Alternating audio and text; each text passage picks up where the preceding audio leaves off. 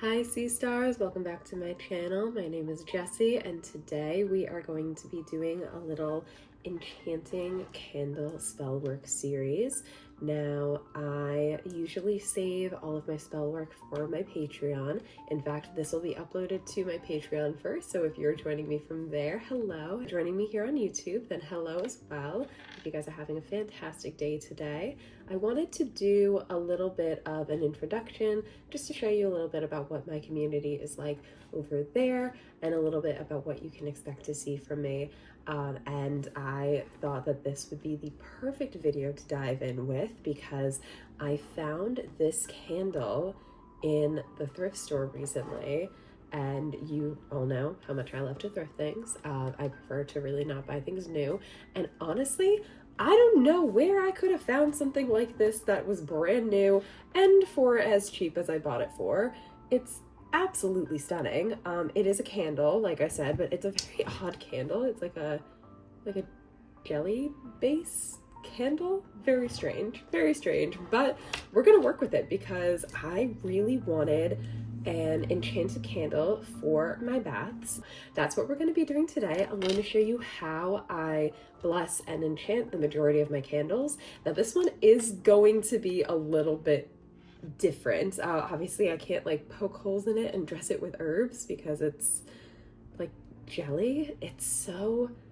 You know what this reminds me of? It reminds me of Bella's power from H2O, the jelly thing. Like, oh my goodness. Without further ado, let's just jump right in. When you bring something home, especially from the thrift store, is you want to give it a good cleanse. You don't know the kind of energy that was in the home that this previously came from. You don't know the kind of energy that was in the hands of the people who have picked it up and touched it before you. So I did already do a cleanse on this because it has been quite a few days since I brought it home, but we're gonna do another one just for demonstration's sake. I love to cleanse with rosemary if I am using smoke to cleanse, which I rarely use incense anymore, but every once in a while I'll use rosemary just because I love the way it smells. And these herbal bundles also don't they don't burn for a long time. It's just enough for you to get the energy out of there and it doesn't interfere with my allergies or my cats. So I run it underneath. You can say a prayer at this time if you have anything specific that you would like to chant. I do this very carefully. This is definitely a very strange candle. So now that we have that, scoot a little closer here, we can go in with a protection water or a spray. I need to make more, but I still have this left, and this was a cleaner that I personally made and enchanted. We can use it for this again. I usually just do this around the outside of the candle, especially since this has alcohol in it. I don't want to start a bigger fire when I actually wind up lighting this thing. So let's do a little spritz, and then we can take my beautifully themed cloth here. And this isn't really a spooky season video, but it is still spooky season. So here we go. Perfect. Might as well wipe down the water space too while I'm at it. Spellwork gets very messy. It is totally okay if your everyday spellwork is not aesthetic. Now, I normally like to clean off the bottoms of things. Where did this come from, actually? I can't really see where it came from anymore, but I feel like this would have originally been in some kind of home goods store, like a Marshall's or things like that. But I'm going to clean off the bottom of the label because that's typically where I wind up putting my sigils. So let me do that and I'll be right back. I had some people ask me if I'm a sea witch, do I still use candles in my practice? And obviously from this video, I'm sure you can garner that the answer is yes. I went into it a lot on my Wavecraft Patreon back in September because you can't really separate the elements. Even though I call myself a sea witch, I use the elements equally in my practice. I just happen to have a preference for water. Okay, so I removed the candle just for a moment so I can get this plate out. You've probably seen plates like this everywhere. They are a dime a dozen. This is what we're going to be using for our base today for the spell. Now, this has already been pre-cleansed from previous spell works, but again, if you want to give it a little something extra, you can spray it down, you can wipe it off. Now, I like to set my intentions from the get-go, even before I get back to the base of the candle, so you're working from the ground up with a spell like this. So before we even put the sand on, I want to set my intentions within the plate that it's going to be resting in. The intention that I have for this candle is, like I said, every time I light it, I still want that feeling of like that mermaid energy and feeling very connected with the water around me, that kind of loving energy that's also very protective. So I actually have 2 different sprays that I've made for this purpose because I do cast these kinds of spells a lot. This one I actually purchased a while ago, and it is still one of my favorites. Beautiful, beautiful scent. And this came in the same bottle, but I wound up using this previously. I actually need to get more. I'm quite literally obsessed with it. And when I ran out, I decided obviously I'm going to keep the bottle. The sprayer works totally fine. I made my own protection water with this, so that's what we're going to be using. So I like to shake it a little bit to get that activation back in, and as I'm shaking it, I think about my intentions, what I'd like to set, and the properties of the water that are going to help me set it.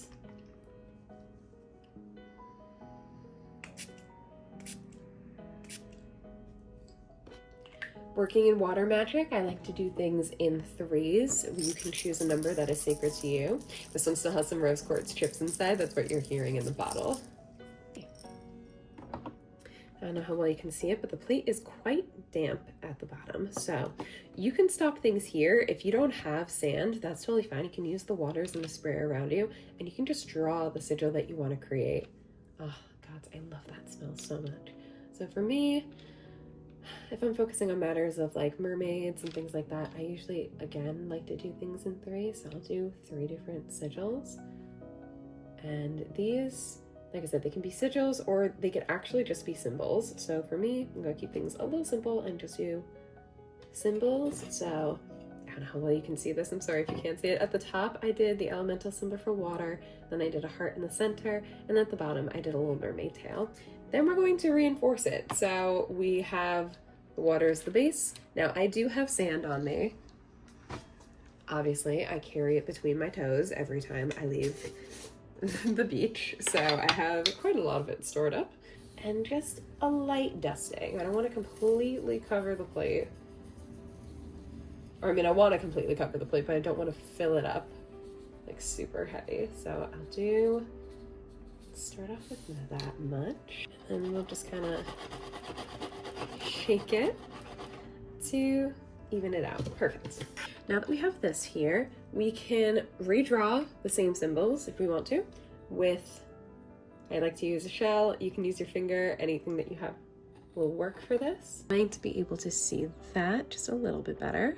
But don't worry if you can't. We're going to do it one more time because, like I said, I love to do things in 3s. Grab a Sharpie or any kind of permanent-esque marker that you think will work for this. Now, this candle is frankly too pretty to draw around, so I don't want to do any symbols on the sides like I would normally do for like a regular glass 7-day candle or a trident candle when I carve things in, but that is why we cleared off the base, so we're going to use that. I'm just going to set this aside really quick. Okay, now let's get that focus so you can see. See? So that's what we're gonna do for that. The tail kind of looks like a mustache, ignore that. So now that we have that, I like to set this first and then dress it with herbs. Some people like to set the plate first, then put the candle in last. It is, again, totally up to you. But we're gonna set this down here. Perfect. Okay, so sometimes I have things totally ready before I begin my spell. Other times I let intuition guide me and I kind of fly off the handle from there. And that's what we're gonna do for this one, because usually it's 80% flying off the handle, 20% unprepared. So you're getting a real inside look. I have shells in the candle already. Otherwise, I would normally put shells around the base. I still kind of want to put shells around the base, though, if I'm being completely honest. Shells or crystals or something along those lines. Sea glass, maybe? And like I said, this will all depend, what you want to choose will all depend on the purpose of your candle. Whenever you're choosing your ingredients, just hold that purpose in your mind. If you're going off of it intuitively, especially, keep that purpose fresh in your mind. What do you want? For me, I want to connect more to the ocean. I want to feel that connection. To me, the ocean and sea glass are synonymous at this point. So maybe I'll put 2 pieces of this really pretty, I have some really pretty colored aquamarine sea glass. So we can put that on either side, and that looks really pretty.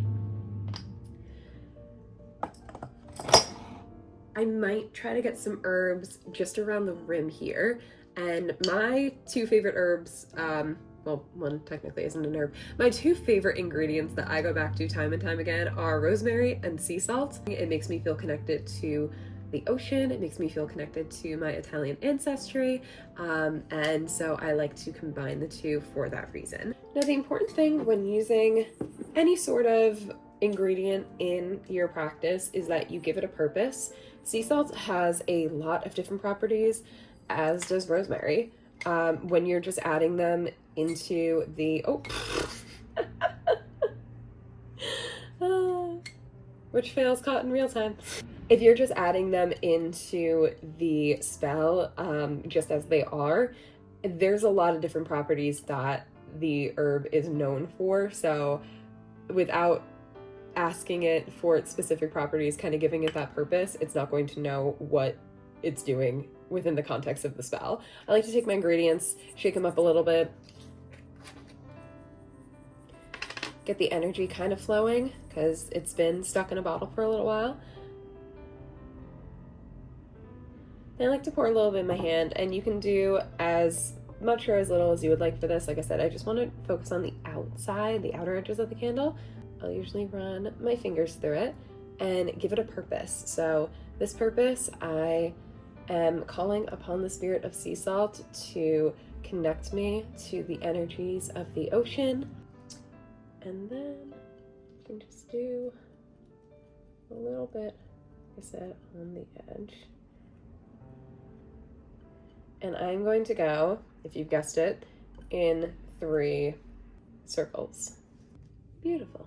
And you can see I still have a little bit extra. That's totally fine. It can go back into the bottle, or sometimes all over the altar. Same thing with the rosemary. Like I said, rosemary is great for so many things, cleansing, protection, what have you.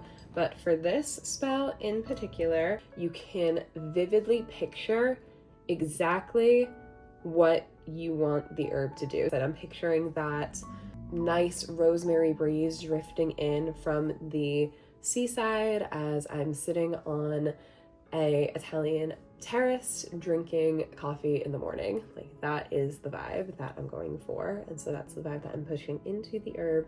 And then that will be what I think of as I dress it onto the candle, moving around and doing this 3 times. Another thing you can do, instead of just putting it back into the bottle, you can offer it. And I am going to give the rest of this offering to my mermaids. Their altar is right there. Thank them for assisting me with the vibe that I want with this spell. We have the herbs in the candle. We have a little bit of sea glass on the edges. Scallop shells are one of my personal favorite shells in my practice. I love to use them for glamour, for love, for beauty. They just give that gorgeous aesthetic of the ocean that I am looking for in this spell. I'm looking for when I climb into the bath. You guys know the famous Birth of Venus painting. So they obviously have associations with Venus and Aphrodite. So that is another good reason I want to use them. Also, there is already a scallop shell right there. So adding 2 more gives you 3. I'm going to place them outwards to push that energy out as the candle burns. Now, there's still a little bit of room on the sides here. You can add anything else that you wish. Honestly, I think it's missing something. It does feel like it's missing something. I think I know what that something is. I think it needs pearls I think it needs pearls. I do. Conveniently, I have pearls. This is where your intuition really shines for things like this, because I actually have pearls. They currently sit on my mermaid's altar, and I gave them to my mermaids as an offering when I returned from Glastonbury. I picked them up, freshwater pearls, and that is something that you can easily add. However, I did give these to my mermaids, and I did put them on their altar for a reason. I don't know how comfortable I feel taking them and using them for a spell. Now, sometimes you can do this, you know, with permission from your mermaid spirits. That is something that you can do. And in fact, I'll actually walk you through a quick divination session with my mermaids, and we'll see if we have permission to use those pearls. If not, I do have a substitute. They're not real pearls, it is costume jewelry. However, that would be a really good substitute to use for this, and I think it would make the candle look just as beautiful too. But let's take a quick smell break. I should have added a disclaimer at the beginning. The way that I do spells is, I think, very unique. I don't think I've seen a lot of witches who share their spell work online do it like this, and that is totally fine. Everyone's spell work is going to look completely different, so just letting you know, if you're like, taking a break in the middle of the spell to do divination, I'm sure other witches have done it, I've just never seen it, but this is how I typically like to do things. So we're going to grab the tarot deck that I use for my mermaids. You'll often see, if you've ever booked a mermaid channel reading with me, this is the deck that I use most often. It is the Mermaid Tarot, specifically for that reason, because it connects me to my mermaids a lot easier than if I was doing it solo. So I keep this ammonite with them. They really liked it with the card deck, especially because of the spirals, and who am I to argue with what the mermaids want? Let's see what the cards have to say first about using the pearls that I gave as an offering in a spell where I'm calling upon their energy. Kind of like a tag lock. I want to use those pearls that I have already gifted to them that has their energy as a tag lock. Now, with some offerings like food and things like that, you'll change it out regularly because they'll consume the energy of food and of water and things like that, so that it is no longer necessary for it to stay on the altar. But more permanent things that don't necessarily go bad, like shells or stones or things like that, usually when I'm changing out their altar bowls, I will replace those things. So let's see.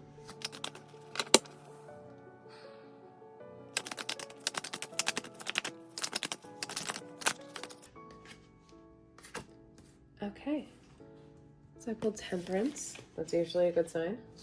Coupled with Sun and the Seven of Wands. Okay, okay.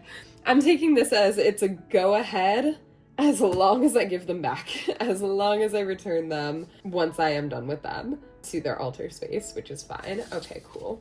Okay, divination out of the way. We got the all clear from the spirits to use the pearls from their altar in this spell. And I think I'm actually still going to combine it with the costume jewelry pearls that I have. These are the costume jewelry pearls. They're just so pretty and they have a really nice weight to them. And I think that it would be really nice to put it around the candle. But for right now, we're going to decorate with the pearls, and there happen to be 6 of them, so sets of 3. I'm going to arrange these around the scallop shells. Don't worry too if after you've done all of this, if the sigil in the sand gets distorted. That is the purpose of sand, and that is why we drew it as well with the water on the silver plate and in the candle as well. Reinforced it 3 times. You can also arrange this in any way that you so choose. When I first thought of it, I thought I might put it down here, but since I'm still going to use this, I think we can do it.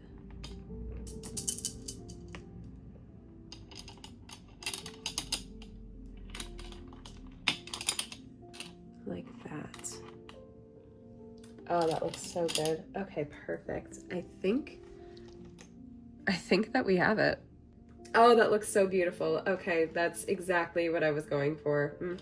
Yeah, I really wanted this to catch the vibes of like a mermaid's underwater grotto and treasure, and I think that did exactly that. Now, the only real thing left to do is to head into the bath and light this baby up and see how she performs. So that is the basis of how I set up a spell candle, and a little bit of how you can cast witchcraft intuitively, especially sea witchcraft. A lot of what I did came from, like I said, holding that vibe of what I wanted to embody, and a lot of it came from knowing the properties of a lot of the things that I use in sea witchcraft. Like I said, the scallop shells, pearls, they are a common feature that you see amongst mermaids, and having their pearls from their altar tie into the spell, I think really goes a long way into giving this candle the energetic boost that I'm looking for. Now, along with lighting a candle to get cozy, I also love to read when I'm in the bath. Today's book of choice is actually going to be my own.